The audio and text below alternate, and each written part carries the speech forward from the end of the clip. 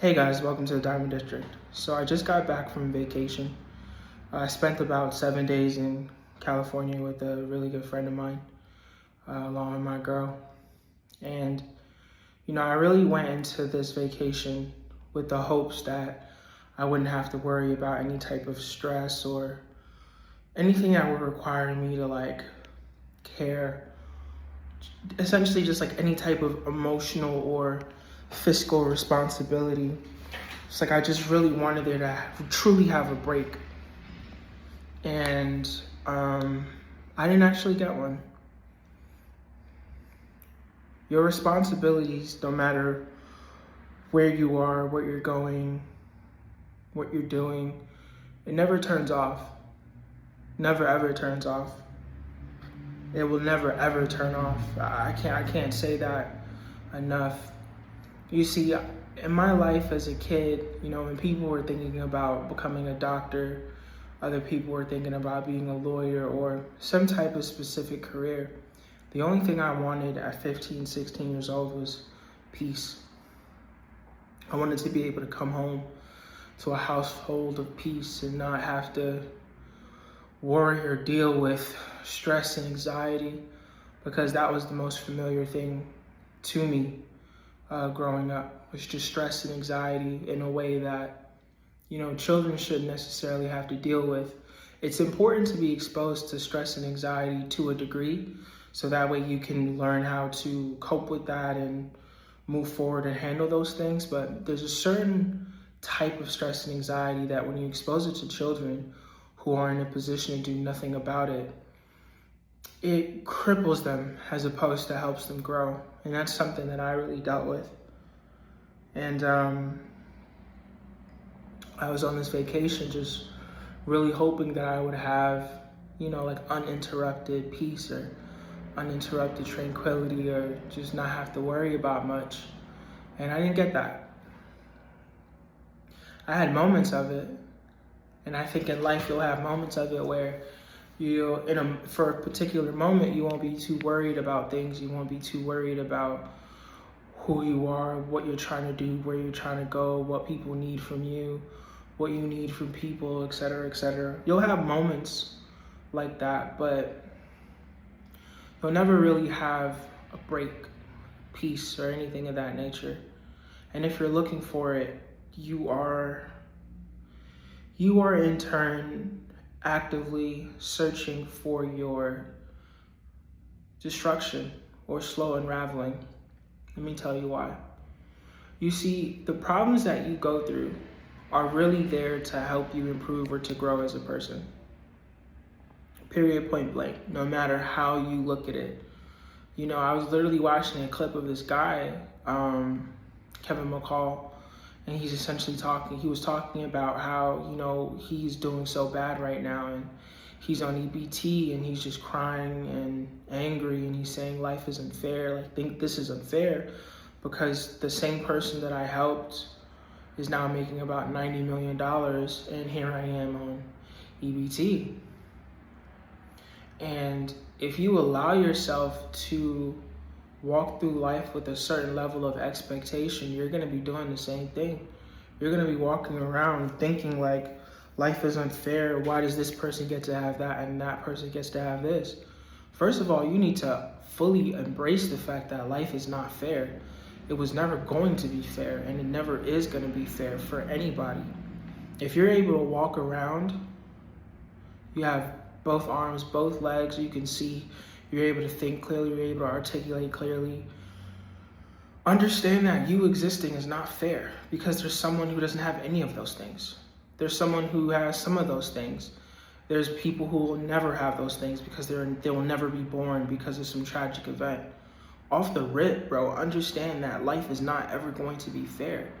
But the most important question you have to ask yourself, and it seems like that person didn't ask themselves, is what are you going to do about it? I had this moment where I'm like, okay, I'm going to take a moment to do an assessment of my life, where I am right now. So I do this assessment. I start listing things out. I try to be as objective as possible. So it's a combination of, some things that are good, other things that are bad. when I read this thing and I'm just like, damn, this is who I am. Or better yet, this is where I am, not who I am, but this is where I am right now. Remember, where you are is not indicative of who you are. And you can allow it to be. Where you are, you can allow it to define who you are, but that's always your decision. So I'm looking at my current situation and both the pros and the cons. And I'm looking at this and I'm just like, it hurt in a way. It hurt. And this wasn't where I thought I was going to be. And I'm sure there's people who have experienced this already. There's people who are much younger than me who are experiencing that same emotion. There's people who are much older than me who are experiencing that same emotion. So I know what I'm feeling isn't like exclusively to myself. But it was just one of those moments where I was more caught up in how I wanted things to be. And when I compared how I wanted things to be to what they were, it was almost devastating. But here's the beauty of facing the reality of your problems. The most important question is, what are you going to do about it? What is the plan? And as long as you have some type of plan, whether it's a really, really good one, really, really basic one, or really, really simple one, as long as you have a plan, and most importantly, you're actively working on it, you're actively executing on it, you're already doing better than most of the people on this planet. You see, when the question comes of what are you going to do about it, most people are going to say nothing. They'll either actually take the time to say the words nothing or have no response, which indirectly ends up being nothing. You have to look at your situation as what it is, not what you want it to be. And that is the biggest piece of advice I can give to you as somebody who had to reach the point of truly, truly assessing the past 10 years and being like, that wasn't it. It wasn't it because of these reasons. Don't do that to yourself. Understand that everything matters. All of your decisions matter, even the small ones, whether it's from your diet, when you go to sleep, who you talk to, who you hang around, how you entertain yourself, the music you listen to, the books you read, where you go, how you spend $1, how you save $1, your investments, all these different things matter. And this, I'm not even saying it from a perspective of just like, woe is me or I wish, because truth be told, that mentality does not serve a single soul. It doesn't serve a single soul. There's probably nothing worse than, there's nothing worse for yourself than being in a state of, damn, I wish things were like this, but they're not, though. They're not. So move on and focus on what are you gonna do to get them like that. Most of most of my emotional turmoil have come from those ridiculous comparison conversations. It's so much better for you to just simply stare at life and accept it for what it is, because once you're able to do that, then you're fully capable of making a change. Because when your inner state is in a state of turmoil, you feel me? And that always really comes from comparison. When you're in that emotional state of just, you have no internal peace inside with what's going on. And granted, like, you may not be at peace with your circumstances, and that's okay. To be honest, that's good if you're not happy with where you are and you want to change it. But never ever compare for what you wish things were to what they are now. You just have to really look at it as it is and start attacking. Do all the small things. I have a bit of a nerdish side, and it's going to be the last part of this video. I have a bit of a nerdish side, and one of the things I've recently really liked to do is read something called manhwas. It's like a Korean version of a manga, which typically gets turned into an anime. If you know, you know. If you don't, it's not that important.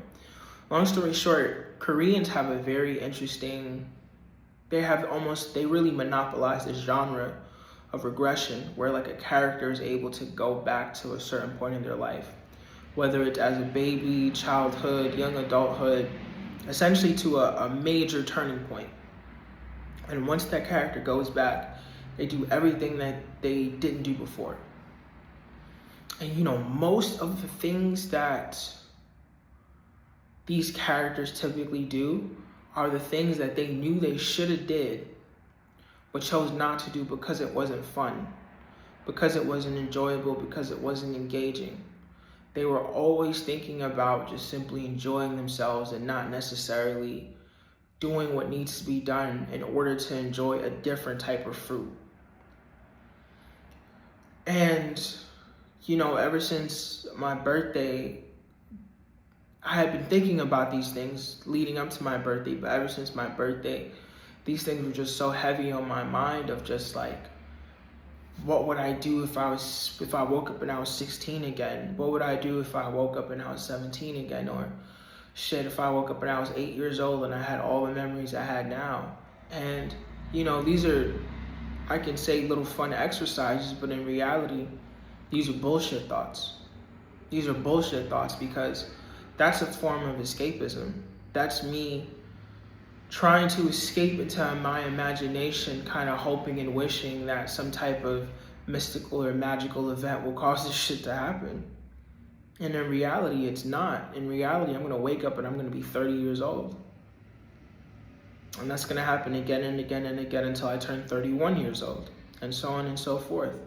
So instead of you or me, you know, taking the time to think about how you wish you could go back to a moment, or how you wish you could have did things differently, do things differently now.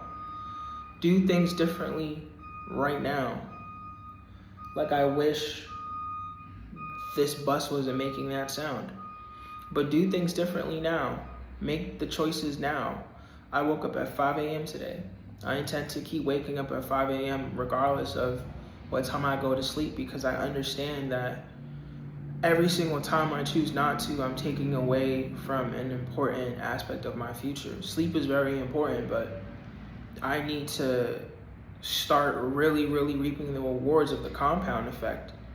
I trust me, if you understand the compound effect and you really start applying it like the way I should have when I learned about it, your life will look so drastically different from such small interjections into your lifestyle. But I don't want to like go on a full-on different tangent. But just cut the daydreaming bullshit out. You know, where are you? Where do you want to go? What is it going to take for you to get there? If you don't have the answers to those questions, then, you know, prepare to stay the same or get worse, because life is going to get harder. And if you stay the same and life gets harder, you'll find yourself underqualified for life. Yeah. That's one of the things I'm seeing and realizing, that, you know, you can't maintain. Maintaining means you get left behind eventually. So instead of maintaining, bro, just grow and do whatever that really looks like doing. But, you know, back on the grind. You'll see another video from me tomorrow.